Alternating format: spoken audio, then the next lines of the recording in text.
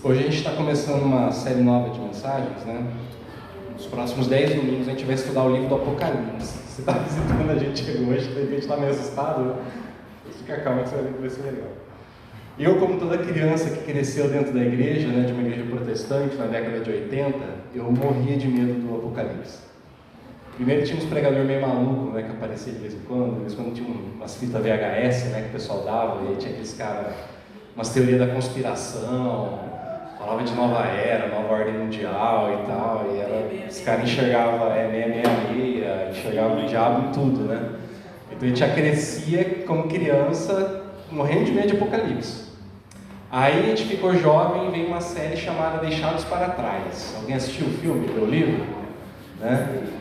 Então, Deixados para Trás, para a gente que cresceu na igreja, né?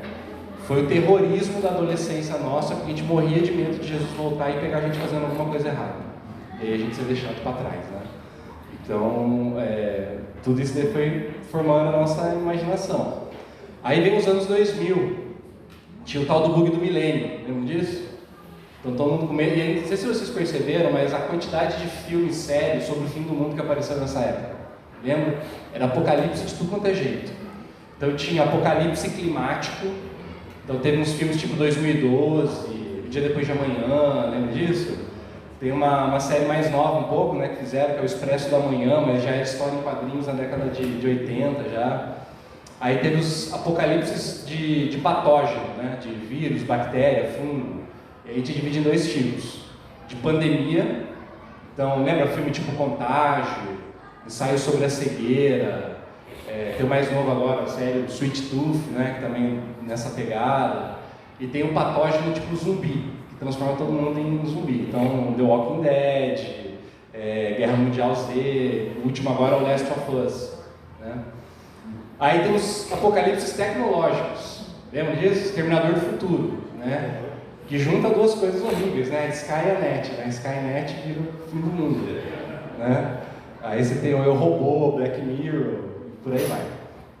Tivemos apocalipses nucleares, né? Então a gente teve o Mad Max, Planeta dos Macacos, o Livro de Eli.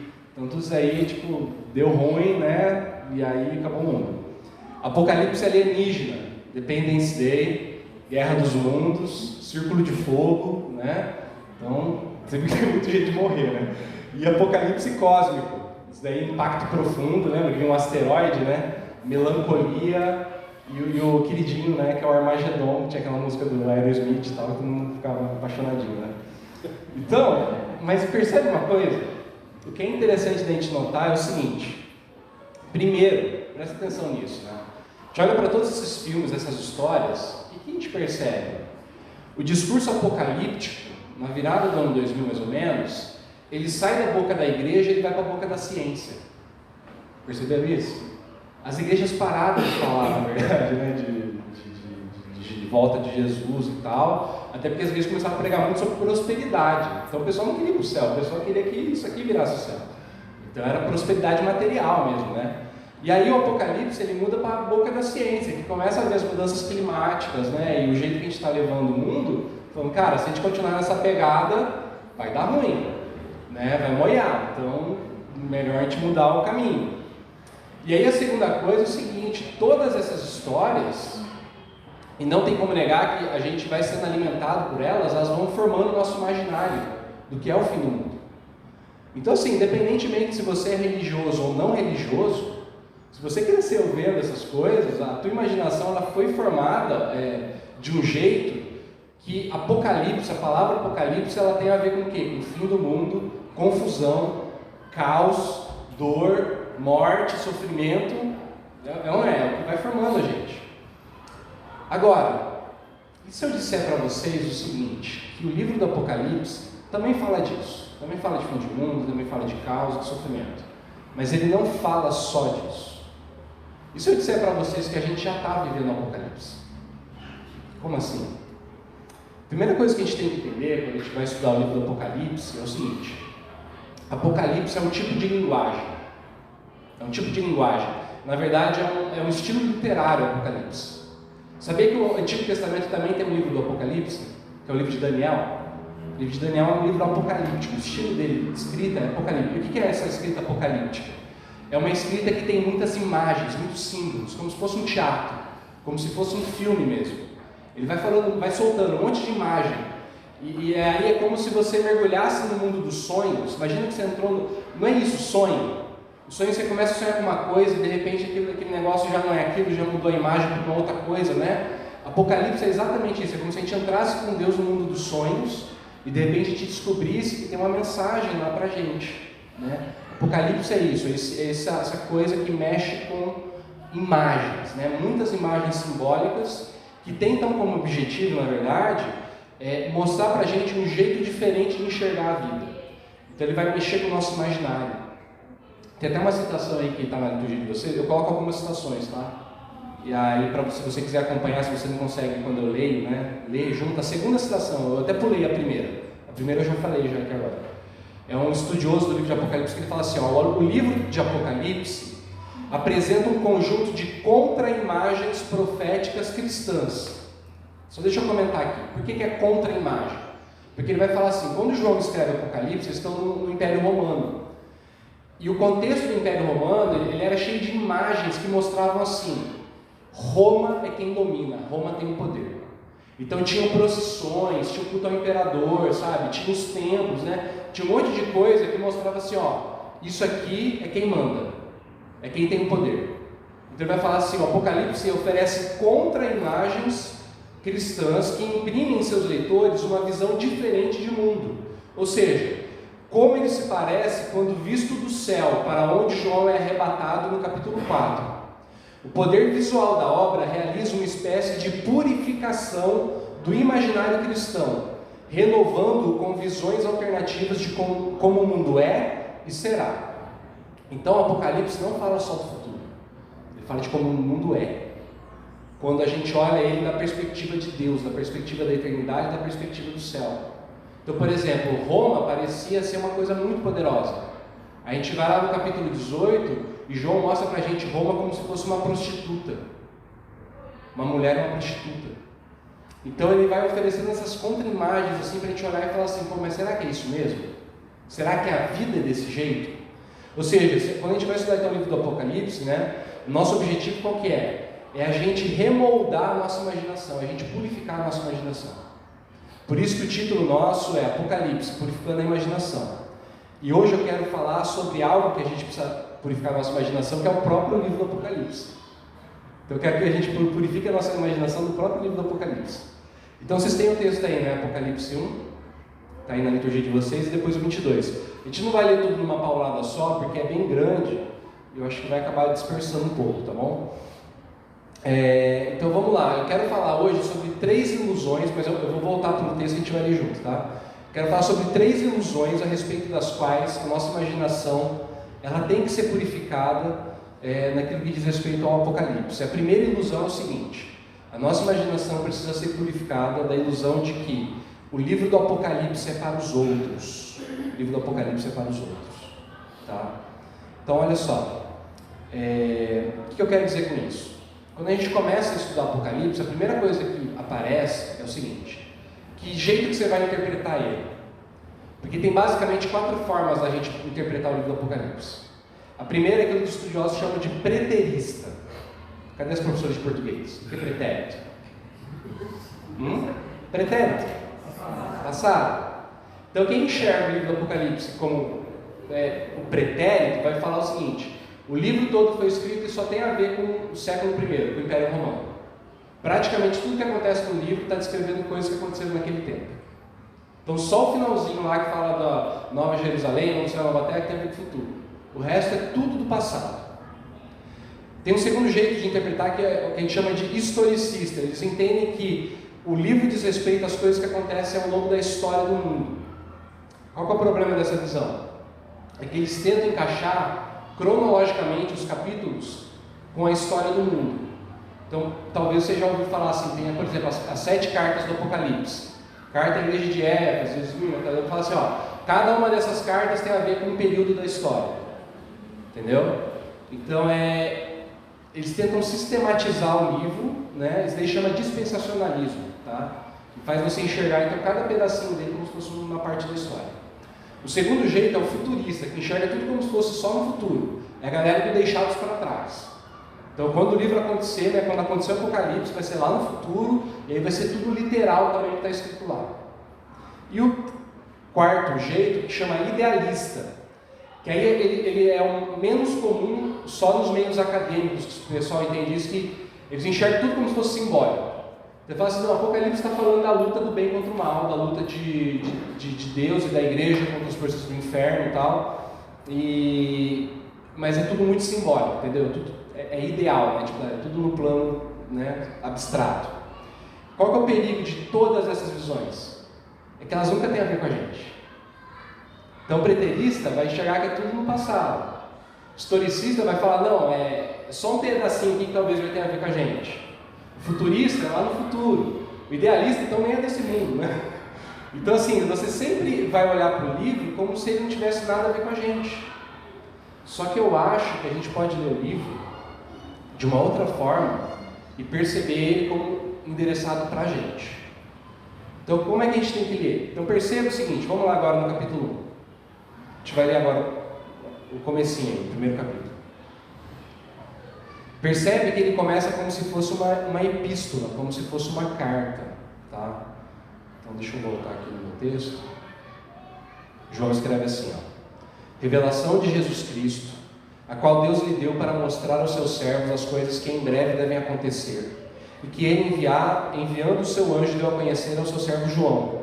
João aqui, a maioria dos estudiosos acha que é o apóstolo João, ou talvez um outro João que é chamado de João o ancião, tá? Que atestou a palavra de Deus e o testemunho de Jesus Cristo, quanto a tudo que viu. Bem-aventurado aquele que lê, e bem-aventurado aqueles que ouvem as palavras da profecia e guardam as coisas nela escritas, pois o tempo está próximo. Agora olha só como é que agora ele está começando a escrever, como se fosse uma carta. João, às 7 igrejas que estão na província da Ásia, que a graça e a paz estejam com vocês, da parte daquele que é, que era e que há de vir, da parte dos 7 espíritos que estão diante do seu trono, e da parte de Jesus Cristo, a fiel testemunha, o primogênito dos mortos e o soberano dos reis da terra, aquele que nos ama e pelo seu sangue nos libertou dos nossos pecados, e nos constituiu reino e sacerdócio para o seu Deus e Pai. A Ele a glória e o domínio para todos sempre. Amém. Eis que Ele vem com as nuvens e todo olho verá, até mesmo aqueles que o transpassaram, e todas as tribos da terra se lamentarão por causa dele. Certamente, amém. Eu sou o Alfa ou o Ômega, diz o Senhor Deus, aquele que é, que era e que há de vir, o Todo-Poderoso. Então percebe o seguinte, quando ele faz essa saudação, tem um remetente e tem um destinatário, né? Então tem uma saudação, que a graça, a paz e tal, ele fala de Deus Pai, fala dos 7 Espíritos, que é os 7 Espíritos, o Espírito Santo, tá? E aí repara uma coisa, ele escreve as 7 igrejas. Em todo o livro do Apocalipse a gente vai ver esse número 7 se repetindo. Então tem 7 Espíritos, 7 igrejas, 7 trombetas, 7 taças, 7 selos, 7 olhos, né? O que é 7? Dentro ali do meio que misticismo judaico, o 7 quer dizer completude, integridade, inteireza, uma coisa que está inteira. Então, quando João escreve as 7 igrejas, é como se ele estivesse endereçando essa carta a todas as igrejas. A todas as igrejas, em todos os tempos e em todos os lugares. Porque é a totalidade das igrejas que ele está escrevendo. Tanto é que o próprio apóstolo Paulo, quando ele escreve, se você olhar o número de cartas que ele mandou para as igrejas, não o número de cartas, né? Tem 2 para Coríntios, mas as igrejas que ele manda são 7 igrejas que tem lá no Novo Testamento. Por quê? Tudo que a gente precisa saber ao longo da história está contido nessas cartas. Tanto nas cartas de Paulo, quanto aqui nessas cartas de João, no livro, né, que ele manda então para essas igrejas, é para todo mundo, para todos os cristãos. Então é para aqueles que vieram antes de nós, é para aqueles que vão vir depois de nós, e é para a gente o Apocalipse. Ele tem a ver com a gente, tem a ver com você, tem a ver comigo. Não foi escrito, sabe, assim, para, sei lá, para o passado, presente, futuro, é para a gente, né? Então a primeira ilusão que a gente tem que se livrar é de que não tem a ver com a gente. Apocalipse tem tudo a ver com a gente, comigo e com você. A gente só tem que aprender a ler esse livro, tá? E aí tem uma segunda ilusão que está ligada nessa primeira, que é o seguinte: a ilusão de que dá tempo.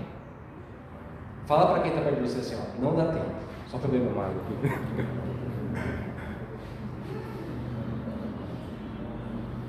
E olha só, se a gente lê como se fosse para os outros, a gente vai cair na ilusão também de acreditar então que dá tempo. Por quê? Porque vai parecer que tudo que está escrito aqui está longe da gente. Então a gente vai achar assim, dá tempo então de eu viver do meu jeito, de fazer as coisas da minha maneira, de colocar as minhas prioridades na frente das prioridades de Deus. Só que o que acontece? A gente lê, o Apocalipse, a gente descobre que não dá tempo, não tem como eu fazer as coisas do meu jeito, não tem como eu viver da minha maneira, não tem como eu achar que eu consigo colocar as prioridades minhas na frente das prioridades de Deus. Por quê? Porque olha só, então agora no capítulo 22, vamos lá. Está aí no texto de vocês, a partir do verso 6, Então o anjo me disse: estas palavras são fiéis e verdadeiras. Aqui é o final do livro, tá? O Senhor, o Deus dos espíritos dos profetas, enviou o seu anjo para mostrar aos seus servos as coisas que em breve devem acontecer. Verso 7. Eis que venho sem demora. Bem-aventurado aquele que guarda as palavras da profecia deste livro. Verso 10, pula lá para o verso 10. Disse-me ainda: não cele as palavras da profecia deste livro, porque o tempo está próximo. Continue injusto a fazer injustiça, e continue imundo a ser imundo. O justo continue na prática da justiça, o santo continue a santificar-se. Eis que venho sem demora. Percebeu quantas vezes aparece isso? E comigo está a recompensa que tenho para dar a cada um segundo a sua obra. Eu sou o alfa e o ômega, o primeiro, o último, o princípio e o fim. A gente vive em uma cultura que se esforça ao máximo para fugir da crise, não é isso? A gente entorpece a nossa mente com entretenimento barato para a gente poder fugir do tédio. Aquele filósofo Byung-Chul Han chamou a nossa cultura de sociedade paliativa. Então ele fala assim: a sociedade paliativa, ela busca a todo custo evitar a dor. Ela é marcada por uma positividade opressiva. Você tem que ser feliz, você tem que estar bem, você tem que mostrar que você consegue, né? Então, você não pode falar, não vai dar. Não, declara que vai dar, né? Joga para o universo o negócio que vai dar. Então, e aí a gente vive uma cultura que a gente não tem resistência nenhuma com o contraditório, com a impossibilidade com a negativa. Por que a pandemia foi uma paulada tão grande para a gente? Porque a pandemia foi uma negativa, né? Não, você não pode sair de casa. Não, você tem que usar máscara. Não, você não pode fazer o negócio do teu jeito. E aí a gente não consegue lidar com esses nãos. Porque a nossa cultura é uma cultura paliativa. A gente está toda hora querendo evitar a dor. Só que aí vem Apocalipse e fala assim: não, filho, você vai sofrer um pouquinho mesmo. Eugênio Peterson fala assim, sobre a crise da perseguição e sobre a urgência, está aí na liturgia, se vocês quiserem acompanhar a minha leitura, sobre a crise da perseguição e sobre a urgência de um fim iminente, a realidade é subitamente revelada pelo que é. Havíamos supostos que nossas vidas eram tão absolutamente comuns.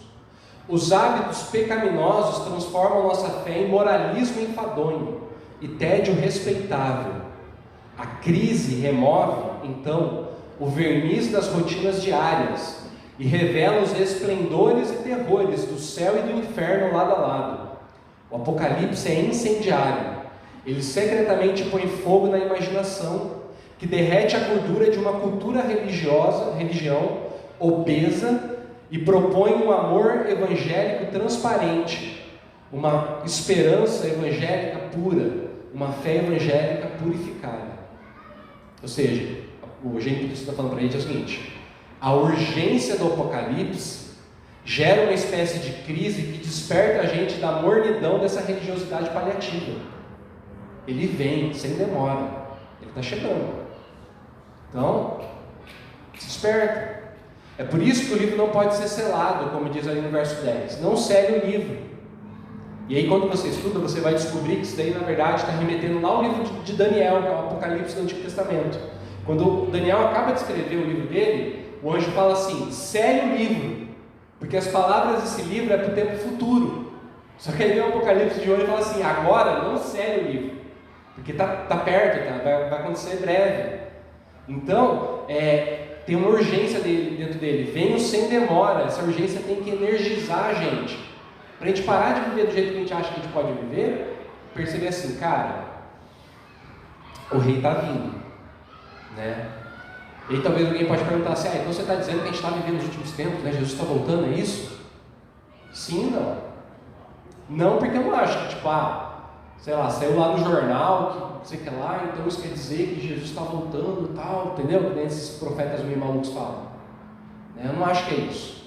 O que eu acho é que desde que Jesus morreu e ele ressuscitou, ele está voltando. Ele está vindo, né? Não é essa coisa de deixados para trás, sabe? Assim, que vai acontecer. Não, mas, cara, ele está vindo a cada dia. E se ele não vier logo, eu acredito que um dia ele vai vir, todo olho vai ver, né? Toda língua vai confessar. Se ele não vier enquanto a gente está vivo, quanto tempo você vai viver? Mais 10, 15, 20, 50 anos? Se ele não vier, a gente vai até ele. Ou seja, cara, a gente está indo até ele, a cada momento. Então logo logo a gente vai ver ele. Eu e você, a gente vai ver ele em breve. E como Paulo diz lá em Romanos, né? Quem nos separará do amor de Cristo? Será a tribulação ou a angústia, ou a perseguição, ou a fome, ou a nudez, ou perigo, ou a espada? Como está escrito, por amor de ti somos entregues à morte continuamente, fomos considerados como ovelhas para o matadouro. Então, ele vem em breve, e não dá tempo. A gente tem que viver a nossa vida alinhada com o propósito e a missão dele. Entendeu? Essa é a segunda ilusão. Qual que é a terceira e última ilusão? É a gente achar que nós estamos sozinhos. Você não está sozinho. Você pode dizer para quem está perguntando. É só para guardar, tá? Não é mandinga não, tá? Você não está sozinho.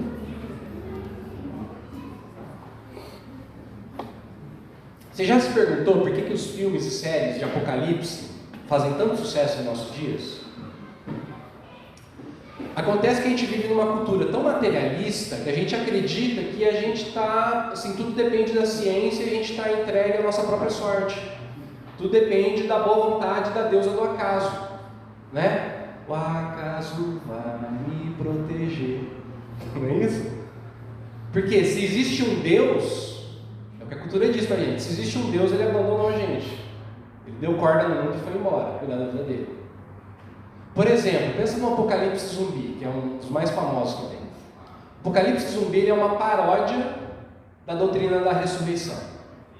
Porque o que os cristãos acreditam? A gente acredita o seguinte: quando Jesus voltar, todos nós vamos ser ressuscitados com ele. Então a gente vai ganhar um novo corpo. A gente vai ressuscitar com um corpo. É um novo corpo, só que é um corpo transformado. E se ele voltar e a gente não estiver morto, o nosso corpo vai ser de alguma forma transformado. Para quê? Para que ele vai ser, Paulo fala assim, ele vai ser revestido de incorruptibilidade, ou seja, ele vai ser revestido da eternidade, ele não vai mais se corromper, ele não vai ser mais afetado pelo mal. Mas o que é um zumbi? Zumbi é um morto que volta a ter um corpo, mas ele não é revestido de incorruptibilidade. Ele continua debaixo do poder da morte. Por isso ele esparrama a morte por onde ele passa, não é isso? Isso é um zumbi. Ou seja, e aí a gente vê esses filmes, né, de apocalipse zumbi, você percebe o seguinte: as coisas começam a não ter mais sentido nenhum. Por quê? Porque a única coisa que existe, que restou pra gente, é a gente sobreviver a qualquer custo. Cara, vou confessar pra vocês, eu parei de assistir The Walking Dead porque eu percebi que pra mim, ele drenava as minhas esperanças. Eu percebi que eu comecei a ficar cínico vendo The Walking Dead. Tava drenando as minhas esperanças, sabe? Tipo, parece que é um negócio meio louco, assim, ele vai te consumindo de um jeito, você começa a falar assim, cara, não tem mais sentido. Mas aí a gente lê o Apocalipse e a gente vê o seguinte, cara, Deus fala, eu sou o Alfa e o Ômega, aquele que é, que era e que há de vir, o Todo-Poderoso. Ou seja, se ele é o Alfa e o Ômega, o primeiro e o último, o princípio e o fim, aquele que é, que há de vir, isso quer dizer o quê? Que ele está presente. Ele não deixou a gente. Ele não está alheio ao que está acontecendo, ele está vendo tudo. Então nós não estamos sozinhos, Deus não nos abandonou, ele não deixou a gente por conta do acaso. Pode haver sim dor, pode haver sim perseguição, pode haver sim sofrimento, pode haver sim morte, mas até nessas coisas, ele está conosco. E sabe por quê? Porque aquele que nos protege, é aquilo que diz lá no capítulo 1. É Jesus Cristo, a fiel testemunha, o primogênito dos mortos, o soberano dos reis da terra, aquele que nos ama e pelo seu sangue nos libertou do poder dos nossos pecados. Como é que eu sei que Deus não vai me abandonar? Presta atenção nisso. Qual que seria a razão de Deus abandonar a gente? A Bíblia fala assim que Deus deixa a gente, né? A gente na verdade é expulso da presença dele por causa do pecado. Quando os nossos primeiros pais pecam, né, Adão e Eva, eles são expulsos da presença de Deus. Eles são expulsos lá do jardim. E todos nós, na verdade, a gente está separado de Deus por causa dos nossos pecados. Certo? Então, são os pecados que afastam a gente de Deus. O que acontece na cruz do Calvário? Jesus morre a morte que era minha e tua. Ou seja, o abandono que a gente merecia, Ele carregou sobre si. Por isso que Ele grita lá na cruz: Deus meu, por que me abandonaste? Ele foi abandonado para você ter a certeza de que Deus nunca vai te abandonar. Ele nunca vai te abandonar. Ele nunca vai te deixar. Você não está sozinho. E Apocalipse mostra isso para a gente em cada página do livro. Você não está só. Até o sofrimento, até a dor, até a perseguição, Ele está consciente de tudo isso. E Ele vai dar a resposta para tudo isso. Então, creia nisso. Ele foi expulso da presença de Deus para você ter a certeza de que você nunca vai ser expulso da presença dele. É por essa razão, então, que, como veremos, só Ele é digno de todo louvor, toda adoração. Dos anjos, dos homens, no céu e na terra. Por quê? Porque Ele está presente, Ele não vai deixar a gente. Então eu quero convidar você, vamos louvar Ele mais uma vez? Vamos? Porque Ele é digno do nosso louvor, porque Ele não nos abandona, Ele não nos deixa. Vamos orar? Feche os seus olhos. Pai, te agradeço, Deus, por essa palavra.